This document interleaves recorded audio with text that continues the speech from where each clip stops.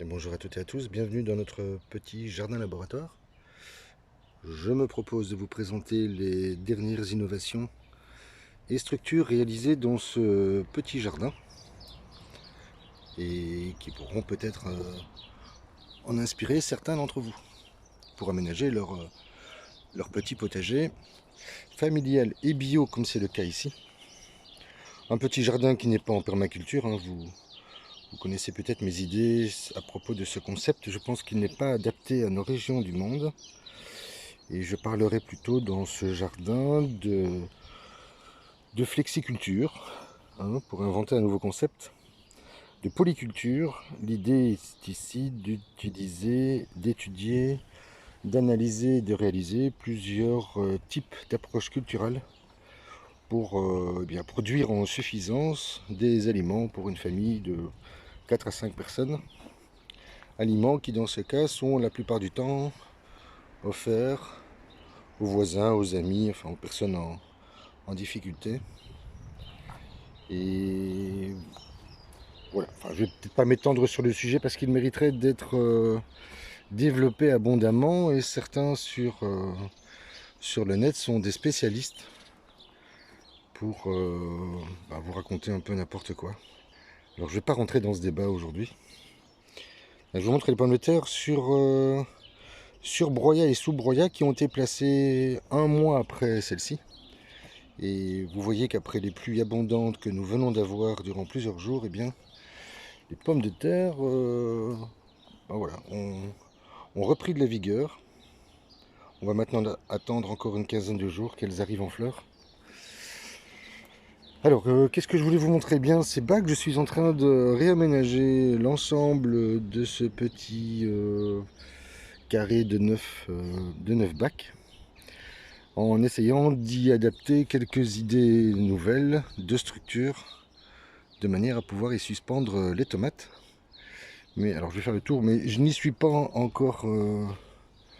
voilà, c'est pas encore complètement abouti. Je suis encore à la recherche de quelques matériaux qui me permettraient voilà, d'aménager ce petit carré et de l'exploiter au maximum au cours de l'été. Alors j'ai à nouveau retravaillé mes terres puisqu'il me manque du compost. Et dans celle-ci, j'y ai associé de la tourbe parce qu'il me manque eh bien, une partie des matériaux nutritifs nécessaires à la croissance des plants. Cette terre était bien trop lourde, puisqu'en grande partie sableuse. J'ai donc décidé de l'alléger. Et je pense que pour cette seconde année, ça devrait, je pense, suffire. Alors le persil est magnifique. Il va falloir malheureusement que je le retire, mais fort heureusement, je vais l'offrir. Donc voilà, c'est finalement une bonne chose. Et les fraises aussi, hein. Elles sont pratiquement toutes en fleurs, de même que dans ce bac. Et si vous avez l'esprit observateur, vous vous rappelez que j'ai placé des oryctes nasicornis. Aujourd'hui, il y a également des fourmis, et vous voyez que la hauteur du bac a déjà baissé, hein. Je peux maintenant y placer 4 doigts, alors qu'au départ, je ne pouvais en placer que 2. Et donc, c'est un bon signe, hein. Ce broyat va finalement se transformer en terreau de bois, et il me sera fort utile pour l'année prochaine. Alors le thym également, hein, il est splendide. Il a vraiment trouvé sa place à la mi-ombre. Il est en fleurs et il y a, constamment des abeilles sauvages qui viennent le butiner. Alors dans ces planches-ci, vous voyez, hein, la végétation prend place petit à petit grâce à la protection, hein, de cette grande treille qui est fort utile. Il me reste plus qu'une seule planche, la quatrième en partant de la gauche, à, couvrir, à remplir de plantes tomates. J'en mets 15 par ligne, et donc 5 planches par 15, ça nous fait 75 ou 75 pour nos amis français. Et si tout va bien, un minimum de 5 kilos, je vais dire, pour être raisonnable. Bien que ce soit, la plupart de ces tomates, ce sont ici des tomates géantes. Là-bas, ce sont plutôt des tomates cerises. et un peu plus loin les tomates Bastige. Et donc 75 fois 5, je vous laisse faire le calcul. Voilà, si tout va bien, nous aurons quelques dizaines de kilos à partager entre amis. Alors je vais peut-être pas vous laisser longtemps, vous parler longtemps aujourd'hui parce que vous voyez le temps est à l'orage, une fois de plus. Donc il est probable que je coupe les vidéos à un certain moment. Alors la rhubarbe, vous voyez, pour une première année, je dois dire que... Donc elle a passé tout l'hiver, elle faisait à peu près 10 cm. Elle a été complètement mangée par les insectes du sol. Et je ne m'en suis pas occupé, sinon que j'ai recouvert de terreau pour l'hiver et de broyat. Et voici ce que ça donne. Eh bien, je pense qu'elle devrait être très belle à l'avenir. Elle a malheureusement été piquée par le vent, par la pluie, pardon, qui a soufflé, enfin qui est tombée en forte rafale et qui malheureusement a abîmé beaucoup de salades et beaucoup d'autres végétaux. Alors en face de vous, vous vous souvenez qu'une première structure avait été aménagée pour guider les framboisiers remontants. Et donc j'ai décidé de faire la même chose pour y placer et pour y guider les noisetiers. Voilà ce que ça donne, ça protège. Également la serre que je pensais enlever cette année pour la disposer ailleurs et utiliser cet espace à d'autres fins. Puis finalement, je crois que je vais pouvoir la garder au cours de cet été. Enfin, j'y réfléchis encore parce qu'elle me sera utile en automne et je vous expliquerai un jour pourquoi. Toujours est-il que, voilà. Encore merci à Steven qui a pris une heure malgré ses examens, qui avait envie de se détendre et qui est venu me donner un petit coup de main. Et donc, tout en discutant, eh bien, nous avons réalisé ceci. Alors, les petits pois, voilà, rien à dire.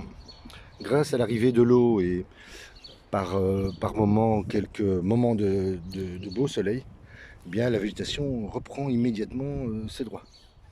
Voilà. Dans cette planche, pas grand-chose à dire. Sinon que mon compost n'était pas complètement abouti. Et j'ai des milliers de jeunes pousses de tomates qui ont pris place dans cette planche et que je vais devoir bien nettoyer. Et in fine, je n'aurai eu qu'un seul nettoyage à réaliser dans cette planche. C'est finalement relativement facile comme technique et comme approche. Tiens, entre parenthèses, j'ai encore trouvé ceci dans une poubelle. Vous voyez, elle n'a absolument rien. Par moment, je ne comprends pas très bien le monde dans lequel nous vivons, puisque, bon ben voilà, on jette des éléments neufs. Bon, alors si j'avais dû choisir la couleur, je n'aurais peut-être pas pris celle-là. Mais voilà, elle m'est bien utile dans ce jardin pour y déposer mes plantes de tomates au soleil et également pour m'aider à travailler dans les planches.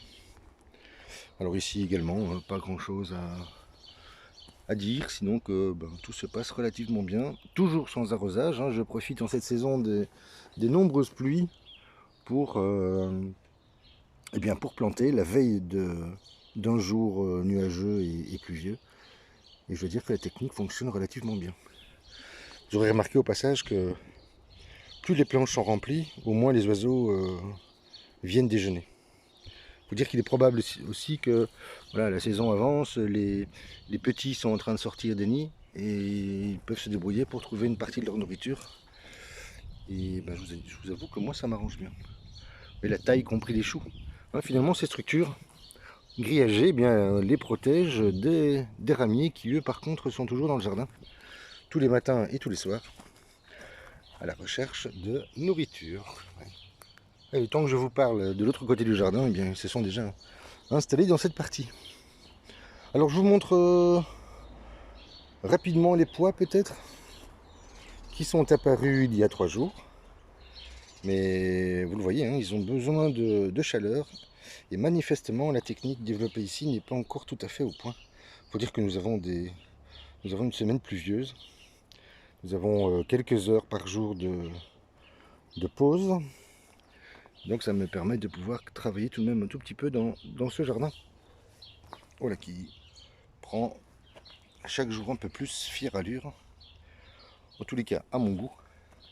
Alors il y a encore une question que je me pose, c'est l'écartement entre les salades. Je pense que j'ai essayé 10 cm, 15 cm, 19, 21, 23, 25, 27.